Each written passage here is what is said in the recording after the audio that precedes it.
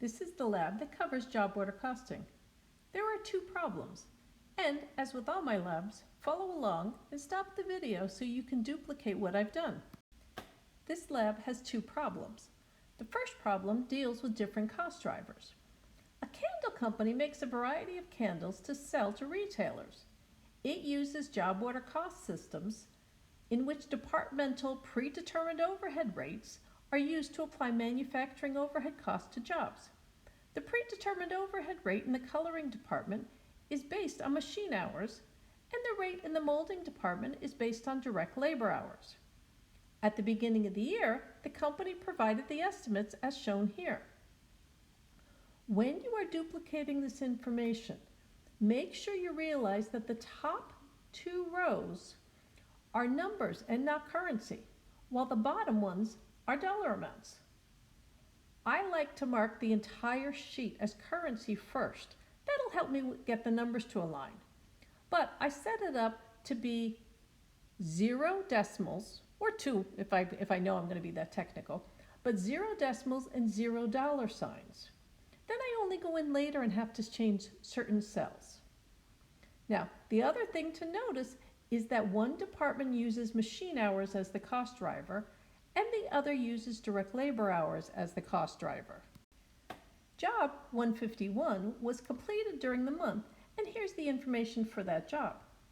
By the way, I adjusted the width of the column just to show you this slide.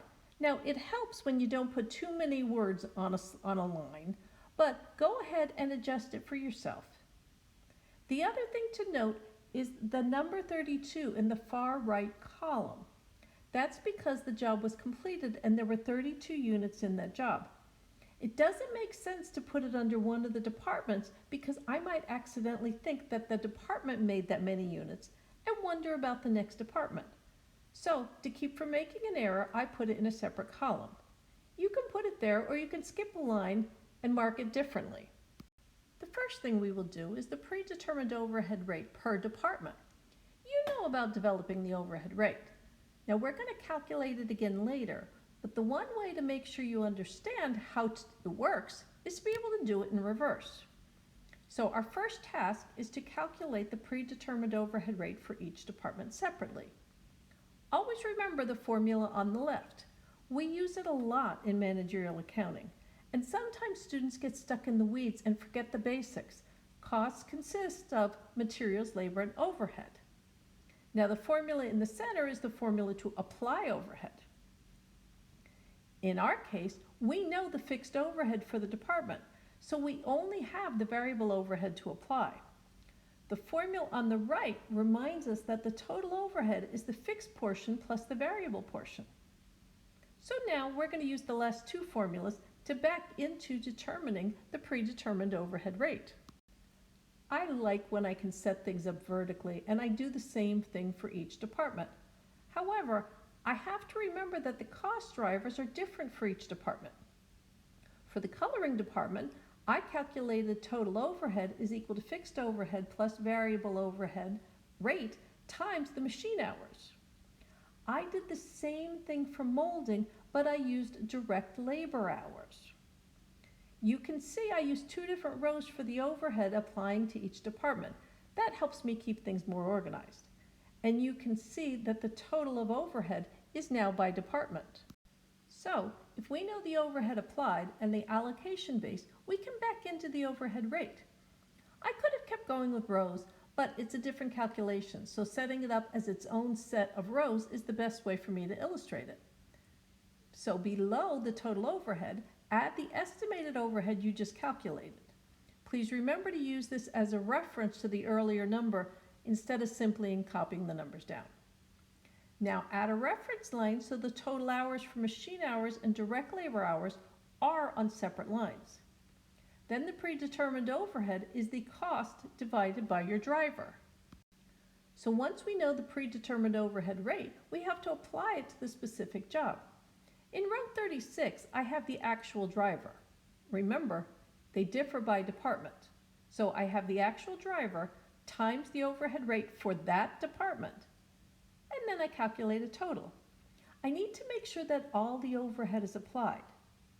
From there, I use that first formula mentioned in the earlier slide and add materials, labor, and overhead applied to determine the total cost per department and for the job. Finally, I need to make sure I'm charging enough money for the job. Believe me, I had a client who didn't do this, and they were losing money on one product while they were making money on other products. So they actually never noticed their mistake until we came in. For us, we have the total cost for the job, and we're going to divide it by the number of units for the job. We'll find that the unit product cost is $229.46 per unit. The second part of the job is for a different company. Over the years, I've learned to do things so I can find them later. So I suggest you keep everything in one Excel file and you have different tabs. So this would be the job order tab B, because it's for a different company. This company manufactures products to customer specification, and it does use job order costing. The company uses plant-wide predetermined overhead rate based on direct labor cost to apply its manufacturing overhead. And it's assuming all the manufacturing overhead is fixed. The estimated costs were made at the beginning of the year, and you can see them listed here. One customer, Algo, has these costs within each department. Now, of course, we have to figure out the overhead to apply to each job. We'll do it for the overall plant and then by department. Doing it for the entire plant is the easiest since it's only one calculation. But the trade-off for having less work is that you have less detail and less accuracy as well. You can see the formula to determine the plant-wide overhead is the estimated total manufacturing overhead cost divided by the estimated total allocation base. For the overall plant, direct labor cost is used. That gives an overhead rate of 140% of the direct labor costs. On row 17, you can see how to apply it to the job. It's simply the direct labor times the predetermined overhead rate of 140%. The logical step for part B is to do it by department. It's the same calculation. So go ahead and complete these calculations, but do it by department. As you can see, the overhead rates vary dramatically, and they illustrate why they should be done for each department. Of course, that's as long as the benefit of that additional information is more than the cost to create it. So if this company was to bid for a job, it would want to bid at the lowest price to get the job and still cover its cost and its required profit margin. It would not want to bid too high and chase some of the customers away to a competitor. So if the company actually required a bid rate of 150% of the product costs, what would the bid prices be using the plant approach and the department approach? So go ahead and recalculate these. Make sure you use a formula with referencing to grab these costs from your earlier work. Then total the cost and multiply it by a bid rate of 150%. As you can see, the plant approach has much higher costs.